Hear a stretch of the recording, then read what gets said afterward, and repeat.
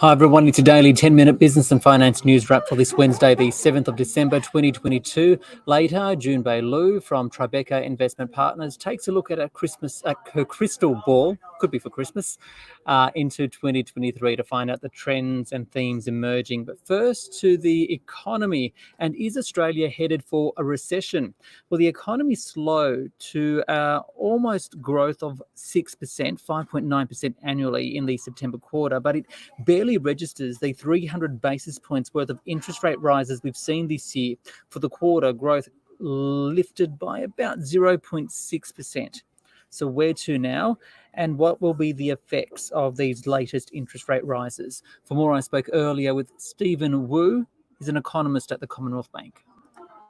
So today we got the release of the Q3 national account. So that covers economic activity for the September quarter.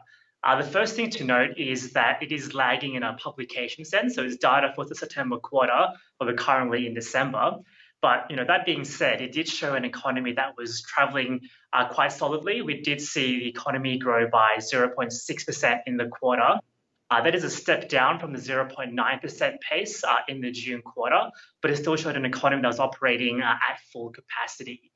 So certainly the economy was quite strong over the September quarter, but what we're seeing right now in terms of the more partial and the monthly data is a slowing of that, as the RBA has obviously increased interest rates by a large sort of amount in a short period of time. What's driving the economy right now? So the key driver of economic growth in the September quarter was actually households and household spending. So consumers increased spending by 1.1% in the quarter. That's actually slightly slower again from the June quarter, where it increased by 2.1%. But nonetheless, we did see quite a strong increase in areas like spending on services, notably for travel, because households are obviously really keen to go traveling and enjoy the summer across Europe and the US. We also saw as well a big increase as well in discretionary spending. So households were really driving the economic outcomes, but we do expect that to change as the interest rate hikes by the RBA starts to more fully impact on these households.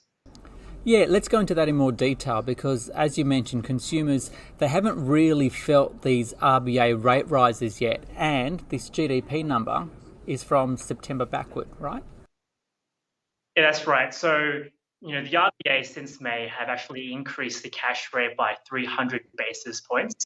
Now, over September quarter, although they did increase the cash rate in that quarter by 150 basis points, there is that lag between when the RBA hikes and when it actually starts to flow through in terms of higher mortgage repayments. So effectively what we're seeing in the data is actually that spending habits would have only sort of been reflecting the first 75 basis points of hikes by the RBA. So although the RBA hiked in May, the first sort of signs of an impact wouldn't have been felt until around August. So we do see that slowing more materially as these rate hikes do bite. So firstly, so a point there to make as well is that this is only for variable rate borrowers. Fixed rate borrowers have had a bit of a reprieve so far, but we do expect that the large stock of fixed rate loans due to roll over over the next year, and particularly over the next 6 months as well, should mean a more material slowdown in spending over the next 6 to 12 months.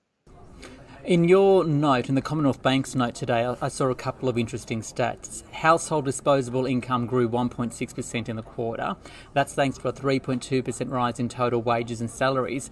But total interest charged on mortgages surged by 36%.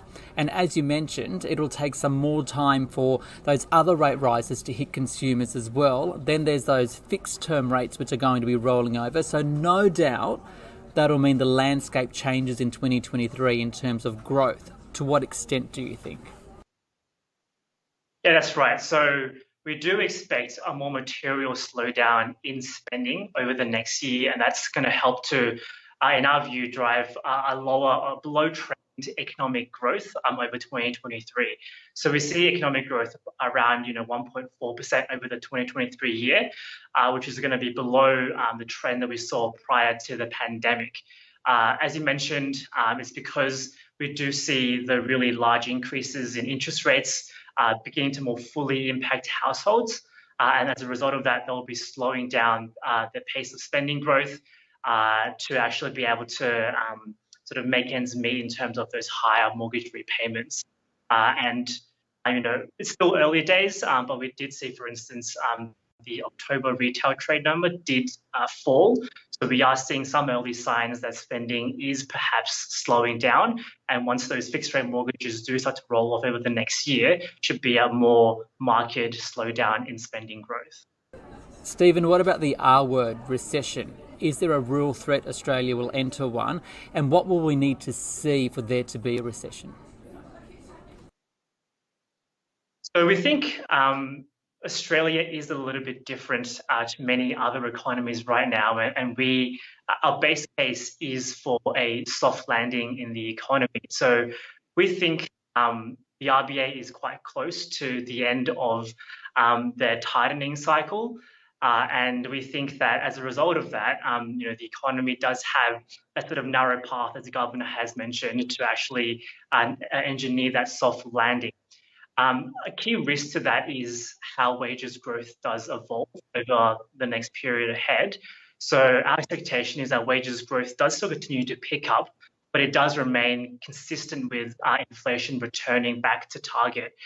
If wages growth does turn out to be stronger than we expect, so if it turns out to be in the high fours, that sort of thing, then we do think the RBA will have to hike rates by more than we expect, and it will be more difficult to avoid that hard landing that looks to be the case in most other advanced economies.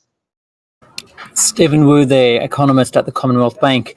The Australian share market fell following the GDP numbers and by the close was off by 0.9%, 7,229. For more, I spoke earlier with Jun Bei Liu from Tribeca Investment Partners. Look, absolutely. So the market down was following a little bit weaker lead from the US market, as well as a little bit directionless ahead of a long Christmas holiday. We just had our GDP data as well, somewhat weaker than expected, and also I think investors at the same time grasping of what does a slowdown in growth mean from the commentary from RBA yesterday. The next big key marker for shares will be that US Fed decision next week. Just how important will it be? Look, it'll be very important because at the moment, all eyes on the US, because US was the first market to start increasing interest rate, and other sort of reserve bank has been following suit. So if they start slowing down the pace, it certainly sends a nice signal that every other reserve bank will be slowing down the pace.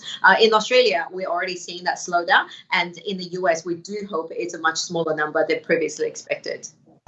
What is the market penciling in now or pricing in terms of the next rate rise here in Australia anyway and a potential peak in rates? Look, for Australia, it's interesting. Australia right now, we have another 25 basis point penciled in, increasing early next year. However, given what the Reserve Bank, RBA has talked about yesterday, that they say nothing is really is all penciled in because depends on how the data is going. So that is a really, really good commentary for the market as well as our economy, and given everything is slowing down quite quickly.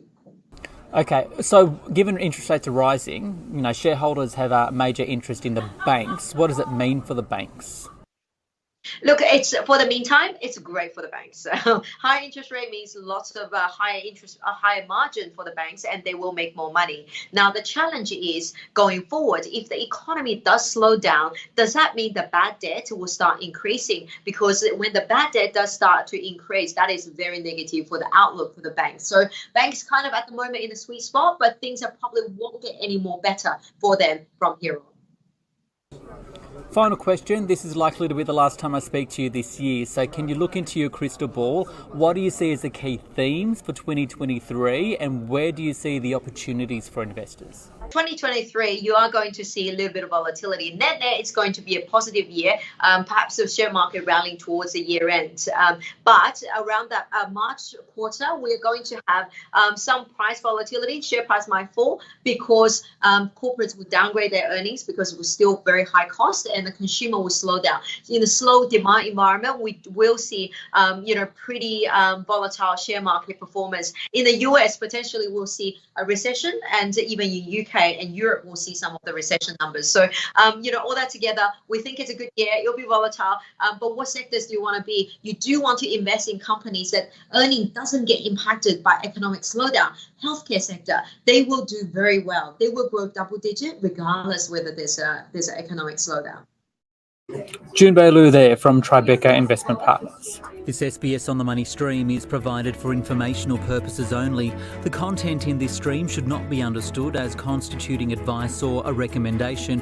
It is not personal advice and it does not consider your personal circumstances or objectives. You should contact a licensed professional before making any financial decision.